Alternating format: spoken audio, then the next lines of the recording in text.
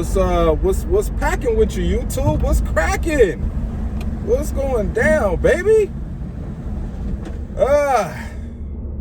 Back in crappy ass California. We are back with another video. Shout out to the people that do watch my vids. Appreciate y'all. A lot has came out since the last time we talked about this Aaron Rodgers saga that I'm enjoying right now, and I'm just happy that, you know, people on behalf of Aaron Rodgers who know him, his friends, are starting to speak up on his behalf. But ultimately, we still have to hear from you, bruh. We gotta hear from you. And don't worry about that, Terry. I'm gonna talk about the Lakers. But right now, we're gonna sort out all this Green Bay Packers stuff that's going on.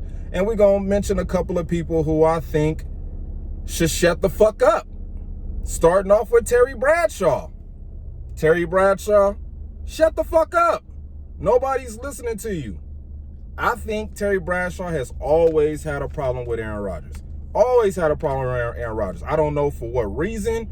Maybe he just looks at Aaron Rodgers and just be like, I don't like that fucking guy. I mean, I've done that. I've done that in my life where I was like, I don't know, man, that guy, fuck that guy. You know what I'm saying? I've done that before, so it's understandable, but fuck Terry Bradshaw. Next on the list, fuck Brett Favre. Bro, nobody want to hear you talking, especially about this. You done came out and said some dumb shit about the George Floyd situation. Like, bro, shut your ass up. You should be the last person talking about a quarterback having issues with the front office. We know it didn't go well between you and Green Bay when you left. Now we're going to send some shout outs. James Jones, John Kuhn, AJ Hawk, you know, people who have been standing up in Aaron Rodgers' corner. I don't know if Jordy Nelson has said anything, but if he does say anything, we know it's going to be something positive and, you know, assurance that Aaron Rodgers will be back with the Green Bay Packers. I believe that's what Jordy Nelson would do. Thank you, Adam Schefter. Thank you for clearing all of this stuff up, man. Thank you, Adam. Really appreciate the hard work that you do for ESPN. Now let's go back. Let's take a couple of steps back. Okay.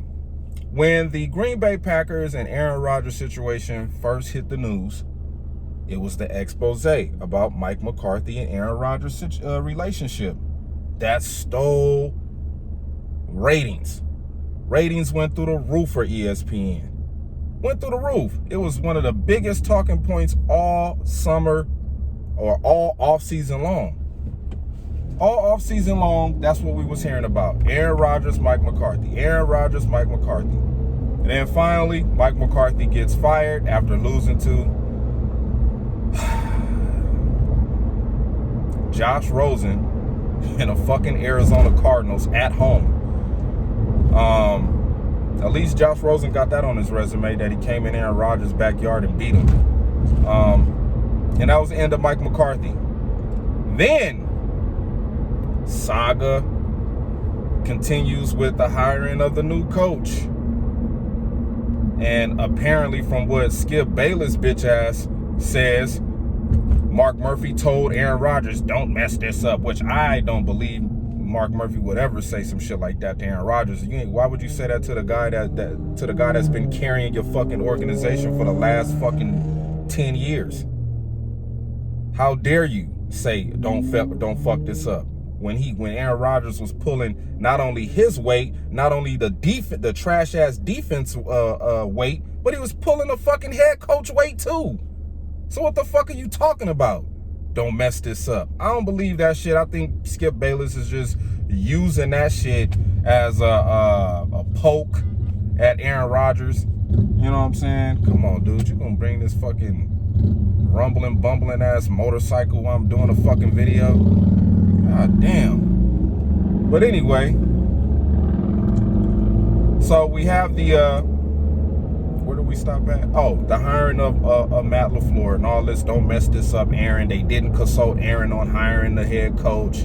You know, Aaron has been saying for those around that time that he's wanted more input in what the Green Bay Packers decisions was going to be about, you know, the direction of the team. So Matt LaFleur comes in, goes 13-3 all the way to the NFC Championship game, which I thought he should have been Coach of the Year, but you know, politics and the way that the script is written for the NFL, that didn't happen.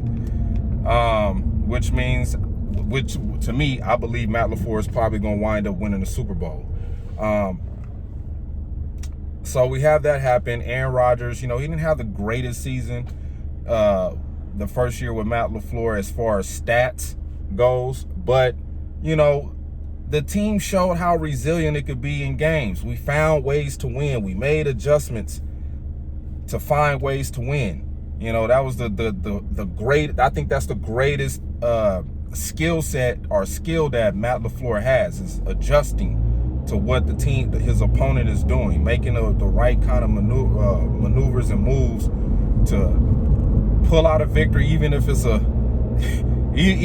close one or an ugly game. You know what I'm saying? At least we got a coach that know how to coach a game when it's mucked up. So 13-3, lose to the damn San Francisco 49ers in the NFC Championship game. Lost money on that game, but I made it up in the Super Bowl when the 49ers fucking lost. Thank God, man. That was a good $2,000 I won right there. Then we come into the offseason again. Boom, draft day. With a 26th pick in the 2020 NFL Draft, the Green Bay Packers select Jordan Love, Utah State. And the media loses his mind. This is Aaron Rodgers' replacement. Aaron Rodgers' replacement, Jordan Love. Aaron Rodgers' replacement, Jordan Love. Aaron Rodgers' replacement. That's all you heard all through the media. You know what I'm saying? They're going to get rid of Aaron Rodgers. They're going to get rid of Aaron Rodgers. What does Aaron Rodgers do? Comes in that season through the 2020 pandemic season where he didn't have no off season. You know what I'm saying? Didn't get a chance to practice with the guys, get things going. Some guys didn't want to play. You know what I'm saying? Through all that, still threw 48 touchdowns, 4 interceptions, league MVP. Pump the brakes.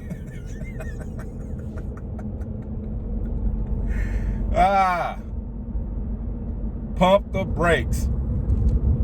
So after that MVP performance, and we going, and you know, the upsetting loss to the Buccaneers in the NFC Championship game, that bum Tom Brady, who threw 3 interceptions in that fucking game. Oh God, man, just thinking about that game still irks the shit out of me. They just continue to keep writing the script for this bum ass nigga Brady.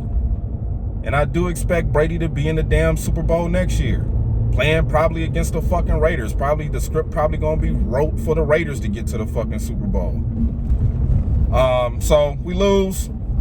Bam, off season again. And what does Adam Schefter do? We need ratings. We need ratings. Nobody's really watching the NFL draft. Nobody was really watching that shit, man. A lot of people didn't know who the fuck these dudes were. You know, these quarterbacks that got drafted are highly questionable. You know what I'm saying? The NFL just always wants to turn this damn beauty contest into the prettiest fucking girl, the Miss Universe. You know what I'm saying? 6 quarterbacks drafted in the first round. Give me a fucking break. It was way better talent than some of them quarterbacks that got drafted. A lot of them quarterbacks was reaches, man. I'm like, Justin Fields? Really? Man, y'all would have been better off just rolling with Andy Dalton. But anyway, it's not my team. Adam Schefter, just ESPN, man. They hungry for ratings. Nobody's really watching ESPN. Nobody's really watching Undisputed, Fox and Shannon and all of them, they get clickbait. You know, we living in the clickbait era right now. People don't got time to sit in front of a TV and watch Stephen A. Smith. I believe Aaron Rodgers should come to the Steelers. Man, he ain't coming to no goddamn Steelers, man. Not with Big Ben over there. You're not coming over there. You know, all this, I think you should go to the Browns. No, they good with Baker Mayfield. Now, one thing I will say, I'm not going to sit up here and say, I'm not going to sit up here and say Adam Schefter is a piece of shit. You know, he shouldn't have did what he did. That was some foul shit. Why would you do that to the league MVP? Blah, blah, blah, blah, blah, blah, blah, blah. At the end of the day, man, he got people who tell him what to do and people he have to answer to. So those people, I think from the higher ups, hey, man, we need ratings. Say something about the Green Bay Packers and Aaron Rodgers. You know, that got us good ratings last year. And bam, here we go again. Aaron Rodgers in the news for the third consecutive year in a row. His news makes the loudest noise. Tom Brady has surgery. They don't want to talk about that. They ain't speaking up on that. The Seattle Seahawks dude, Wheeler, he beat the shit out of a girl when she woke up. Oh, damn, I thought I killed you. They want to sweep that under the rug and say he got mental issues. But when it comes to some bullshit like this, this reminds me of Deflategate, man, to be truthfully honest. This is what this reminds me of. Some bullshit ass storyline to cover up all the other shit that the NFL is not speaking about. Talented, historic franchise, talented, all-world quarterback, going at it, fighting each other. That's way better news than hearing about another football player getting caught on PEDs or another football player going to jail for something stupid or beating his girlfriend or his wife. I mean, did we forget about the Giants kicker that was whooping his wife ass numerous times and the NFL knew about it and they didn't say nothing about it? But no, this is more important. The Green Bay Packers and Aaron Rodgers. I hope the outcome of this leads to a championship. To be in the news this goddamn much, something's got to play out in the end. And